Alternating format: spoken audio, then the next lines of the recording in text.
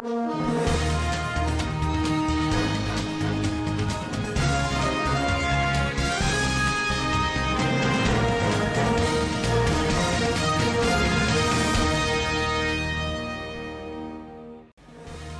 State government introduces certain measures against recalcitrant bandits and other criminals. Federal Executive Council approves additional 665 million naira for poultry farmers in 4 states. 75% of students may drop out of Kaduna's varsity because of school fees increase. And business, Senate OKA's Federal Inland Revenue Service 2021 budget. And on the international scene, Nigeria 6 other top-class leading countries. And in sports, Nyimba through to Confed Cup quarter-finals. Hello, welcome to Standard Voice News Channel. I am Svtv Ibrahim. Now the news in full. As part of its ongoing measures against recalcitrant bandits, kidnappers and other criminal elements unleashing mayhem on innocent people in the state, the Zamfara State government wishes to bring to the notice of the general public that 35 such criminals have been apprehended by the state police command. The criminals, comprising mostly kidnappers, informants, and those aiding and abetting banditry in the state, have since been interrogated and have confessed to their various crimes and have already been transferred to Abuja for further action before prosecution. The government and the security agencies are also making frantic efforts using human intelligence to make more arrests of these criminal elements terrorizing various communities, particularly the state capital, where acting on the information gathered from their informants, kidnapped and transport their victims to bandits in various forest areas within and around the state for ransom. Our correspondent, Svtv reports. A Ministry of Information statement signed by the Commissioner, Alhaji Ibrahim Magaji Dosara, expressed concern over the behavior and attitude of some people, particularly landlords within the cities and towns who give out their houses on rent to people they have no knowledge about. It was surprising to note that all the 35 suspects were arrested in Gusau, the state capital, and some of them civil servants. The state government therefore expressed delight over the arrest of 35 bandits terrorizing people within the Gusau metropolis. Government therefore seriously warns bandits to renounce their criminality and embrace the state government dialogue and peace initiative to become good citizens, stressing the government's intention to take punitive measures against criminals as a matter of urgency. The state government also strongly warned traditional rulers to keep vigilant eyes to landlords who give out their houses to people with suspicious character within their domains, as government will soon start to arrest any landlord found giving out his or her property on rent to bandits, kidnappers, informants, and dealers of weapons for the bandits. And that's the report, Peter Phillips, reporting for SVTV News Gusau. Governor Bello Matawalle of Zamfara State has directed security agencies to henceforth demolish the houses of informant and those supplying arms to bandits in the state. A press release signed by his Director General of Media issued to newsmen in Gusau on Wednesday said the order was with immediate effect. Governor Matawalle issued the order when Sokoto State Governor Alhaji Aminu Waziri Tambol paid a sympathy visit over recent bandit attack on some communities in Zamfara State, which left many people dead and several others displaced. The Zamfara State Governor said serious punitive measures would henceforth be taken, including the demolition of any house where informants, weapon suppliers, and other aiding banditry activities are arrested in the state.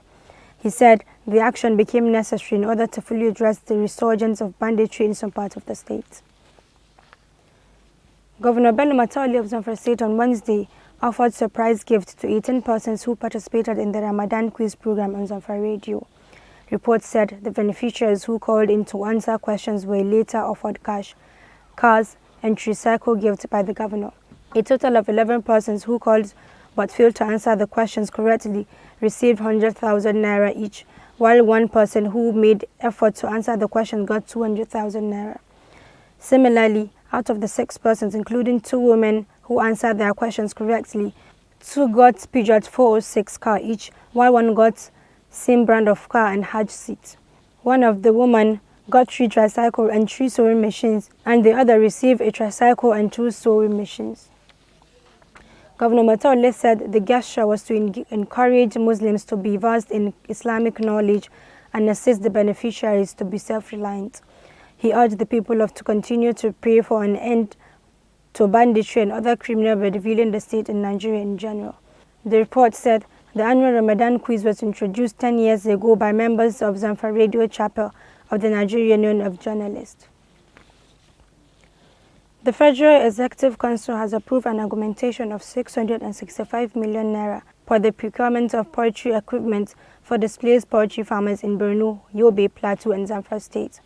The Minister for Humanitarian Affairs, Disaster Management and Social Development, Hajia Sadia Farouk, disclosed this when she briefed State House correspondent on the outcome of council meeting chaired by President Muhammadu Buhari in Abuja on Wednesday.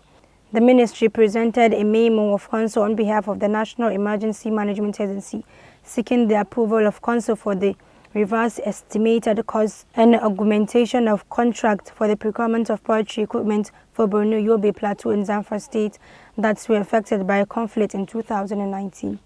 The memo was earlier approved at the council meeting of Wednesday, March 20, 2019, and the contract was not executed due to price increase in COVID-19 pandemic. The Katsina State Commissioner of Education, Professor Badamasi Lawal Charanchi, has given reasons on why the state government deployed dogs to provide security in schools across the state. The commissioner stated this in an interview with a local online news medium in Katsina. He added that the dogs were provided to raise alarm whenever there was any attempt to breach security in the schools. The commissioner noted that the dogs were normal local dogs, adding that no money was spent in acquiring them. He alleged that dogs were gifted with a special talent where they can smell any strange movement within 25 kilometers. He said additional security to be provided in the schools include perimeter fencing and provision of security lights. The Academic Staff Union of University, Kaduna State University chapter says 75% of the university students may drop out of school due to monumental increase in tuition fees. Its chairman, Dr. Peter Adamu, said in a statement in Kaduna on Wednesday that the students might have to leave because their parents could not afford to pay. Dr. Adamu urged the state government to rescind its decision to hike the tuition fees and engage relevant stakeholders on the issues in line with its open government partnership. According to him, education is a right and not a privilege. Funding of education is stipulated in the Nigerian Constitution is the sole responsibility of the government, not parents. He said the university had over 19,000 students, with more than 17,000 of them from the states. Dr. Adamu added that 70% of the indigenous students were sons and daughters of peasant farmers, civil servants, and petty traders. 2 naval officers were reported killed at Yukuzo in Oyi local government area of Anambra State. It was learned that the 2 incidents occurred around 5 p.m. almost simultaneously. The new police public relations officer in Anambra State, Ikinganya Tochukwu, a deputy superintendent of police, could not confirm the report immediately. He simply said he would issue a statement later.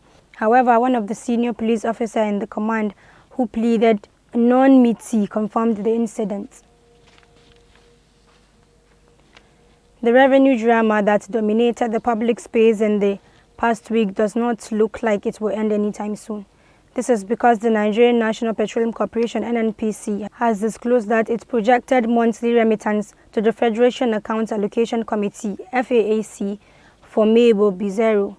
The corporation said this in a letter to the Accountant General of the Federation on Tuesday, a copy of which was seen by newsmen. In March, Mr. Mele Kyari, Group Managing Director of the Nigerian Petroleum Corporation, had warned that the corporation can no longer bear the burden of underpriced sales of premium motor spirits, better known as petrol, to consumers in the country. He, however, promised that there will be no increase in price of petroleum until talks between the government and the stakeholders are concluded. On business.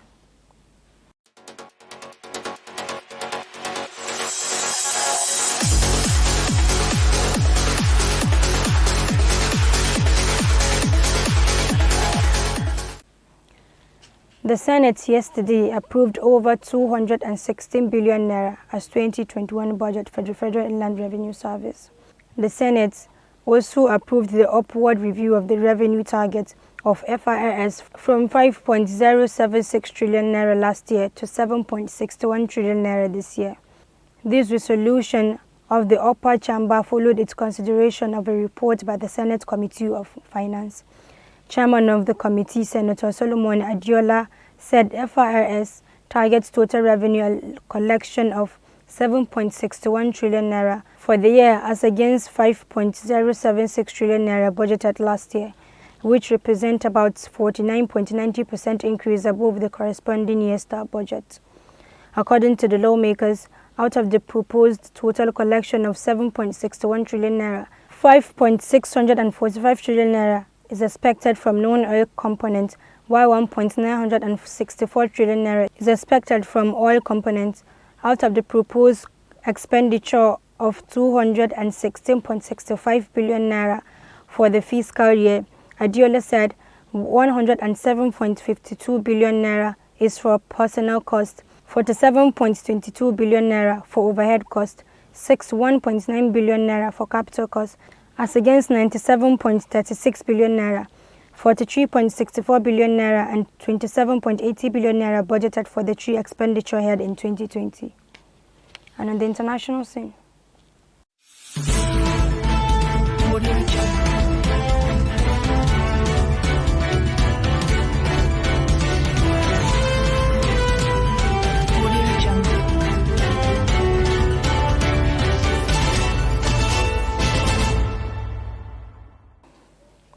the World Bank says the 7 countries produce 40% of the world's oil each year, but accounted for roughly 65% of global gas flaring. The World Bank says Russia, Iraq, Iran, the United States, Algeria, Venezuela and Nigeria remains the top 7 gas flaring countries for 9 running years. The bank said this on Wednesday in Washington, D.C. in its gas flaring satellite data for 2020, compiled by World Bank Global Gas Flaring Reduction Partnership. It added that the satellite was first launched in 2012. This trend is indicative of ongoing through the firing challenges facing these countries. The report said that 2020 was an unprecedented year for the oil and gas industry, with oil production declining by 8%, while global gas flaring reduced by 5%. And in sports, over to Abubakar Sufyan.